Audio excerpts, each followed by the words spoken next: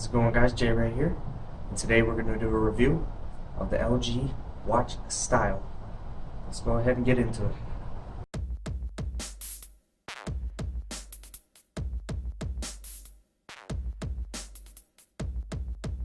Now let's talk about the build quality of this watch. The build quality is very good. It's almost entirely made out of metal. I would assume it's steel. It's got a nice coloring on it. I got this is the Titan silver one.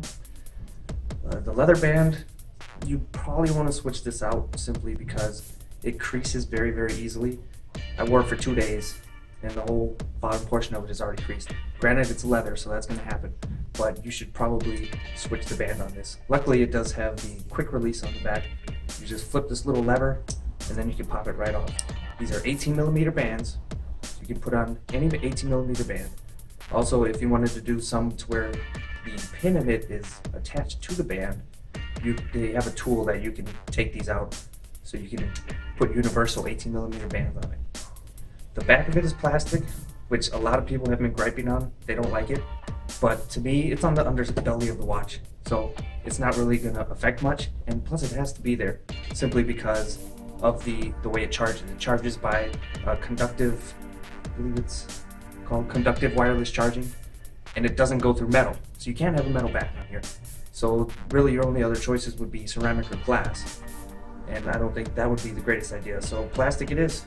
I just wish they would have made the plastic a little darker to more match this, like a darker color, maybe even black, instead of this light gray that's on it. Besides that, build quality is very nice. Now for the hardware and performance of this phone, you have a 1.2-inch Circle OLED. It's POLED, which stands for plastic OLED. So it's a very good screen. You get the deep blacks and the punchy whites and very vibrant colors from the OLED screen. And it also saves on battery because black pixels do not turn on at all. So because it's not using any power, it doesn't use up a lot of battery. It has a 360 by 360 ratio for the screen, and it has 299 pixels per inch, which is pretty good. It's got 4 GB of onboard storage, and also has 512 megabytes of RAM. It has Gorilla Glass 3, and it also has the newest chip for watches, the Snapdragon 2100. So this thing is very speedy. It's just smooth, buttery smooth, very fast, and it's going to be a lot faster than any other watch out there, simply because it has the top-of-the-line processor in it from Qualcomm, Snapdragon 2100. It is also IP67 certified, so it can withstand water, things like that, up to a meter, I believe, for 30 minutes. So if it's raining or something, or you're taking a shower, even if you're just washing your hands, you're not going to have to worry about any water getting in there. So you're good. It does not have a microphone, or it has a microphone, but it does not have a speaker. So you can do talk to text, things like that, but you cannot accept a phone call and talk to the watch.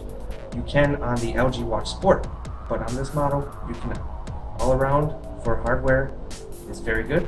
And just for getting 2.0, Android Wear 2.0, this watch is worth it. Now on the battery life. This watch has a 240 milliamp hour battery. By watch standards, that is very low. In my experience, it has lasted a day, a little bit more than a day for me, but you will have to charge it just about every night. You're not going to get 2 days out of this. Then again, even with my Fossil watch, that has a 400, I believe, milliamp hour battery, and I still was maybe I can still make it a day. If I didn't use it very much, I can make it 2 days with this watch, like turning it off at night and turn it back on in the morning. I can get 2 days. But this, safe bet, 1 day. You're not going to get 2 days out of it. It also has a charging puck. It is magnetic, and so just charge it like that. Charging time is kind of slow too. It's going to take a while for you to fully charge it. And the magnet isn't very strong, as you just saw, but it does do the job. It's nice, like if you just have it sitting to you, just pop it down there and then go wait for it to charge, and you're back up and running. So battery life, not too great, but it will work for a day, and the charging is slow. Now for price. This watch is actually fairly expensive. You're looking at $250 for this. Now for the LG Watch Sport, that watch is $350. But you also get a lot more on that one. You get NFC, GPS, it has SIM support, so you can have a network SIM card in there. And it has a speaker also, so you can make calls directly from the watch. You can also use that watch without having it tethered to your phone. This one doesn't have any of that. No NFC, none of the stuff that Sport has, and you have to have it tethered to your phone at all times. But the price isn't too bad. The main reason I say it's not too bad is because you get to use Android Wear 2.0. That is the main reason that it's worth the $250. But if you need all the bells and whistles, might as well go for the LG Watch Sport. But if you don't need all that, for me, mainly all I use my watches for is to look at notifications and to skip songs on Spotify and to reply to text messages, things like that. Basically just to see notifications. So I don't need all that fancy stuff, so a watch like this works for me.